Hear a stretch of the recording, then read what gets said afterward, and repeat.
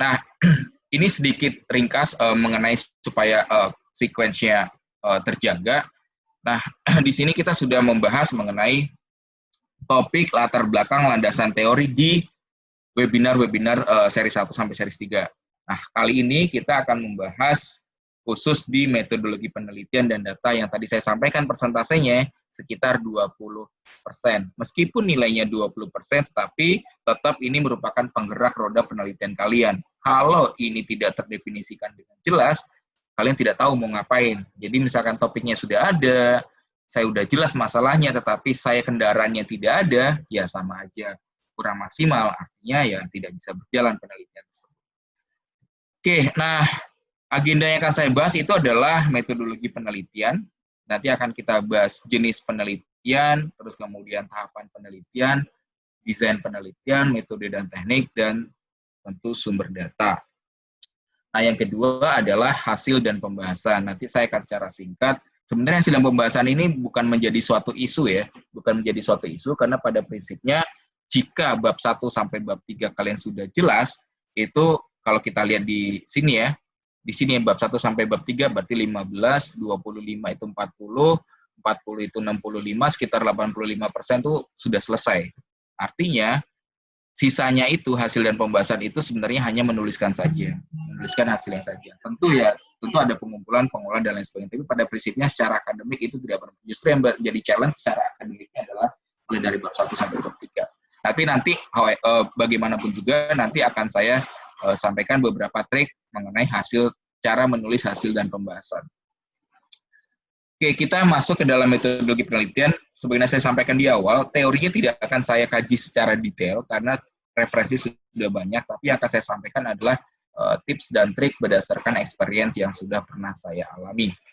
Nah, metodologi penelitian pengertiannya banyak banget ya. Pada prinsipnya dia sistematik proses. Kalau sistematik proses, artinya mulai dari aktivitas pertama sampai aktivitas terakhir itu harus continue. Pertama harus sejalan. Yang kedua itu harus jelas dan transparan. Ingat, jangan pernah mengkamuflaseikan atau menyembunyikan tahapan penelitian karena secara akademik itu melanggar kode etik. Harus menyebutkan tahapan penelitian atau metodologinya itu secara transparan. Nah, gunanya dari metodologi penelitian ini sebenarnya adalah sebagai alat untuk kita dalam mencapai tujuan atau mencapai keluaran penelitian. Tentu dari sudut pandang riset proses ya, dari proses penelitian. Jadi, metodologi penelitian pada poin ini kita akan fokus pada desain penelitian. Artinya kita akan melakukan riset. Nah, apa saja yang harus kita lakukan? Sama kayak misalkan yang bagi orang TI ini, pada saat dia pengen bikin aplikasi harus ada desainnya dulu. Karena tentu kalau kita mau bikin aplikasi nggak ada desainnya sama aja, susah. Kalau misalkan kalian pengen bangun rumah, harus ada desain rumahnya dulu. Nah, sama, kalau kalian pengen bikin penelitian, harus aja desain penelitiannya dulu. Nah, pertanyaannya adalah seberapa detail desain penelitian? Jawabannya adalah sedetail mungkin, supaya orang-orang bisa memahami alur penelitiannya kalian, terutama kalau dosen penguji, karena dosen penguji itu ada yang concern-nya di metodologi. Bahkan ada yang bilang seperti ini, meskipun hasilnya bagus, tapi kalau metodologi penelitiannya salah, itu pasti hasilnya salah. Tapi kalau metodologi penelitiannya sudah benar, hasilnya salah, masih bisa dimaafkan. Karena secara riset itu sudah benar. Hasil itu kan tergantung pada eksekusi metodologinya. Jadi beberapa penguji itu kadang lebih memfokuskan pada ini metodologinya sudah tepat belum. Jangan-jangan kamu risetnya udah bagus, tapi metodologinya salah. Nah, atau dengan kata lain, masalah kamu udah tepat, kamu udah tahu cara solve-nya, tetapi tools atau alat yang kamu gunakan salah. Gitu. Nah, hal seperti itu akan sangat berpengaruh di dalam riset kalian. Makanya saya sarankan di awal, penentuan metodologi penelitian jangan berdasarkan justifikasi kita sendiri. Lakukan kajian literatur di dalam, misalkan kalau kalian baca paper ya, seperti yang sudah pernah saya pernah sebutkan di webinar sebelumnya, pada saat kalian melakukan referensi kajian literatur, ada section yang namanya metodologi di dalam paper referensi tersebut. Nah, adopsi itu untuk area yang sama. Atau misalkan kalian identifikasi beberapa informasi di dalam section metodologi itu. Nah, di dalam paper yang bagus atau jurnal, biasanya minimal ada 2 hal yang diinformasikan. Pertama adalah tahapan atau desainnya seperti apa. Yang kedua adalah sumber data yang digunakan. Bahkan ada juga tambahan informasi, misalkan dia ngumpulin datanya seperti apa, dia ngolah datanya pakai software apa, atau pakai alat uji apa, kemudian analisisnya dia menggunakan teknik apa. Nah, paper yang jurnal yang bagus biasanya seperti itu. Oleh karena itulah, pada saat webinar pertama dulu, pada saat saya minta pendapat, kira-kira paling mudah apa? Ada beberapa yang menyebutkan metodologi, karena sebenarnya itu bisa kita adopsi as it is dari referensi-referensi yang kita punya. Perlu adjust biasa, tergantung dengan hasil kajian dengan dosen pembimbing ya, tergantung dengan, oh ternyata kalau ini nggak bisa untuk mikro loh, ini cuma bisa untuk makro. Nah, hal-hal seperti itu nanti akan dibahas lebih lanjut. Tapi pada prinsipnya, awalnya kita sudah dapat, jadi fondasi metodologinya kita sudah dapat. Nah, secara detail, tadi sudah menyebutkan data ya. Secara detail sebenarnya metodologi penelitian memang bermain dengan dua hal. Yang pertama adalah aktivitas, yang kedua adalah data. Aktivitasnya harus ilmiah, tidak boleh aktivitasnya itu tidak ilmiah. Kedua, aktivitas harus rasional. Harus rasional artinya tidak mengada-ngada. Dan yang ketiga harus empiris. Empiris itu bisa dibuktikan atau dapat diamati oleh indera manusia. Nah, pada prinsipnya inilah yang melandasi aktivitas kita. Jadi gini, jadi pada saat merumuskan apapun metodologi penelitian kalian, pasti formula ini berlaku. Mau kalian kuantitatif, kualitatif, mix, exploratory, design, eksperimental, ground theory, apapun itulah ya, apapun itu, pasti 3 poin ini harus kalian penuhi di dalam mendefinisikan tahapan atau aktivitas penelitiannya. Nah, pertanyaannya adalah bagaimana cara kita yakin bahwa metodologi atau aktivitas kita itu empiris atau rasional. Nah, cara paling mudah dan paling masuk akal adalah ya berdasarkan penelitian sebelumnya, mengambil referensi dari penelitian sebelumnya. Kita tidak perlu, untuk skripsi tidak perlu membuat metodologi sendiri. Kalau untuk skripsi ya, tidak perlu membuat metodologi sendiri. Artinya kalian adopsi aja as it is, adopsi metodologi yang sudah ada, cari penelitian yang mirip dengan area ini sudah kita bicara dalam konteks kajian literatur yang webinar sebelumnya. Dari situ kita tinggal adopsi saja metodologi penelitiannya seperti apa. Bahkan kalau kalian beruntung paper yang bagus, dia sudah ngasih tahu data penelitiannya kurang lebih ini loh, kalian bisa extend timeline datanya atau time series atau periode datanya, atau bahkan menggunakan dataset yang sama itu boleh. Oke, nah ini saya sampaikan supaya linkage ke komponen-komponen penelitian yang lainnya. Jadi metodologi penelitian ini sebenarnya bridging dari ke bab 1, bab 2, bab 4, dan bahkan bab 5. Bab 1 itu adalah pendahuluan, isi latar belakang, dan lain sebagai permasalahan. Nah, ingat pada saat di bab 2 kita membahas mengenai banyak landasan teori. Tadi saya lihat beberapa juga sudah dibahas tentang landasan teori, kemudian ada variabel, sampling, ada analisis, dan sebagainya. Kita akan bahas satu persatu. Metodologi penelitian itu berguna banget untuk pedoman dalam melakukan proses penelitian. Kalau saya bilang itu sebagai kendaraan kalian atau roda kegiatan kalian. Jadi bayangkan kalau misalkan mobil nggak ada roda, yang nggak bisa jalan. Orang kalau nggak ada mobil atau nggak ada motor juga nggak bisa berjalan dari satu tempat ke tempat lain. Nah, artinya metodologi penelitian itu fungsinya kurang lebih seperti itu. Nah, pada saat kita membahas metodologi penelitian, apa saja sih yang perlu kita perhatikan? Ini dari sudut pandang experience saya. Yang pertama adalah desainnya kalian. Kalian harus bisa harus bisa menampilkan tahapan dan aktivitas kalian itu apa. Tahapan itu biasanya kayak semacam alur ya, kotak 1, kotak 2, kotak 3. Nanti akan saya berikan contohnya. Nah, aktivitas adalah tas-tas atau proses-proses yang ada di setiap tahapan. Nah, itu yang membedakan. Artinya, kalau tahapan dan aktivitas kita ini sudah komplit, nah insya Allah desain penelitian kita sudah bagus. Nanti akan saya kasih contoh desain penelitian seperti apa, termasuk di dalamnya tahapan dan aktivitas. Nah, gunanya apa kita perlu menentukan desain penelitian ini? Supaya orang-orang nanti ya, peneliti tuh.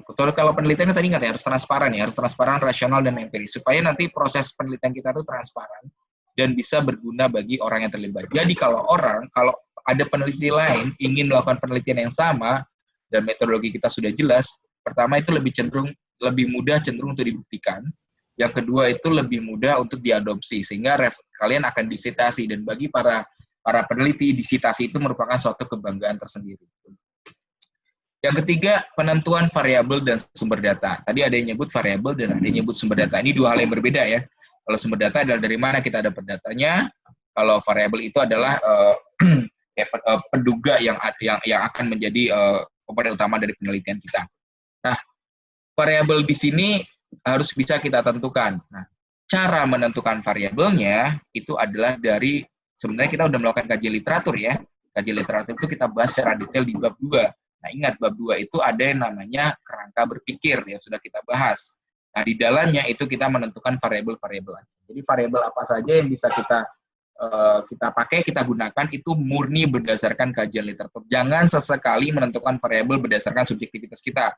Karena pertama, belum tentu benar. Yang kedua, secara akademik akan susah dibuktikan atau susah dijustifikasi. Jadi pada saat nanti dosen penguji kalian nanya, kenapa kalian pakai variabel ini?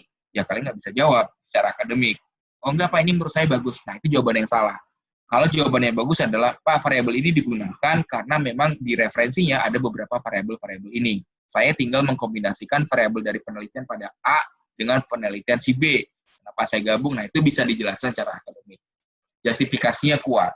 Terus dari mana data akan diperoleh, sesuaikan dengan data kalian. Data kalian pakai apa? Misalnya kalau kalian pengen riset tentang inflasi atau perekonomian, ya carilah data pertama yang terkait itu, gitu kan. Bisa dari pencarian data tuh banyak ya. Nanti akan saya jelaskan secara lebih detail untuk dalam pengumpulan datanya. Salah satu mungkin dari instansi terkait, kemudian salah duanya adalah dari referensi jurnal, karena biasanya menyebutkan data. Nah, kemudian metodologi sangat juga berkaitan dengan pengumpulan data. Nah, tadi sudah ada tuh terkait ngebahas masalah sampling dan lain sebagainya ya. Nah, pengumpulan data memang betul. Pengumpulan data nanti kita akan menentukan apakah kita mau sampling atau mau populasi. Kalau menentukan sampling, kita breakdown lagi apakah probability atau non-probability.